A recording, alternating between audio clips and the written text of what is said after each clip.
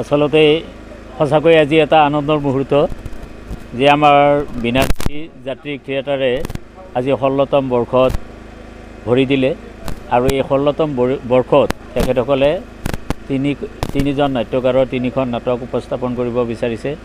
এখন হ'ল মোৰ নিজৰে নাটক ৰমা বৰ্মন মোৰ নাটক অগ্নিশিখা, তাৰপাছত হীৰেণ বৰ্মনদেৱৰ শ্ৰদ্ধাৰ জোৱাই আৰু ৰাধেশ্যাম কলিতাৰ নৰক নন্দিনী।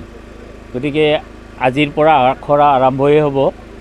গতিকে মই নাটকখন হাতত লৈছোঁ। আজি মোৰ নাটকখনেৰে আমি আখৰা আৰম্ভ কৰিম। বাকী দুজন নাট্যকাৰ অৱশ্যে আজি উপস্থিত হোৱা নাই, পৰ্যায়ক্ৰমে তেখেতসকলো আহিব।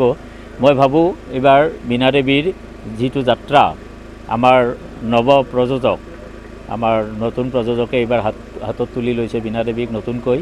গতিকে মই ভাবোঁ তেওঁ এটা সুন্দৰ ৰূপ দান কৰিবলৈ সক্ষম হ'ব আমাৰ এই বীণাপাণি যাত্ৰিক থিয়েটাৰক।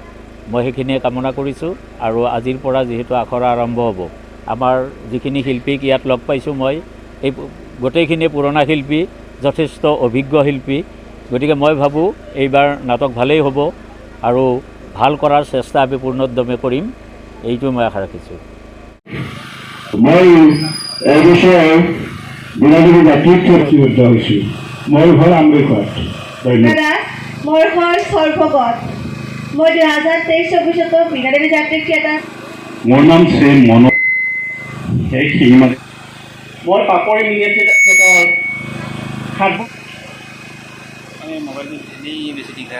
মই নগৰ নাম শ্ৰী তৰালী বৰুৱা। মোৰ ঘৰ নলবাৰী নমাটি। হয়, যোৱা বছৰ এই বীণাদেৱী যাত্ৰী থিয়েটাৰত কৰিছোঁ আৰু এই বছৰ গতিকে বীণাদেৱী যাত্ৰী থিয়েটাৰত মই সহযোগ কৰি মণিকা। আচলতে সঁচাকৈ আজি এটা আনন্দৰ মুহূৰ্ত যে আমাৰ বীণাদেৱী যাত্ৰী থিয়েটাৰে আজি 16তম বৰ্ষত ভৰি দিলে আৰু এই 16তম বৰ্ষত তেখেতসকলে তিনিজন নাট্যকাৰৰ 3খন নাটক উপস্থাপন কৰিব বিচাৰিছে। এখন হ'ল মোৰ নিজৰে নাটক ৰমা বৰ্মন মোৰ নাটক অগ্নিশিখা, তাৰপাছত হীৰেণ বৰ্মনদেৱৰ শ্ৰদ্ধাৰ জোৱাই আৰু ৰাধেশ্যাম কলিতাৰ নৰক নন্দিনী। গতিকে আজিৰ পৰা আখৰা আৰম্ভই হ'ব। গতিকে মই নাটকখন হাতত লৈছোঁ। আজি মোৰ নাটকখনেৰে আমি আখৰা আৰম্ভ কৰিম। বাকী দুজন নাট্যকাৰ অৱশ্যে আজি উপস্থিত হোৱা নাই, পৰ্যায়ক্ৰমে তেখেতসকলো আহিব। মই ভাবোঁ এইবাৰ বীণা দেৱীৰ যিটো যাত্ৰা, আমাৰ নৱ প্ৰযোজক, আমাৰ নতুন প্ৰযোজকে এইবাৰ হাতত তুলি লৈছে বীণা দেৱীক নতুনকৈ।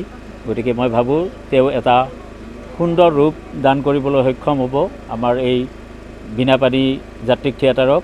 মই সেইখিনিয়ে কামনা কৰিছোঁ। আৰু আজিৰ পৰা যিহেতু আখৰা আৰম্ভ হ'ব, আমাৰ যিখিনি শিল্পীক ইয়াত লগ পাইছোঁ মই, এই গোটেইখিনিয়ে পুৰণা শিল্পী, যথেষ্ট অভিজ্ঞ শিল্পী। গতিকে মই ভাবোঁ এইবাৰ নাটক ভালেই হ'ব আৰু ভাল কৰাৰ চেষ্টা আমি পূৰ্ণোদ্যমে কৰিম, এইটো মই আশা ৰাখিছোঁ।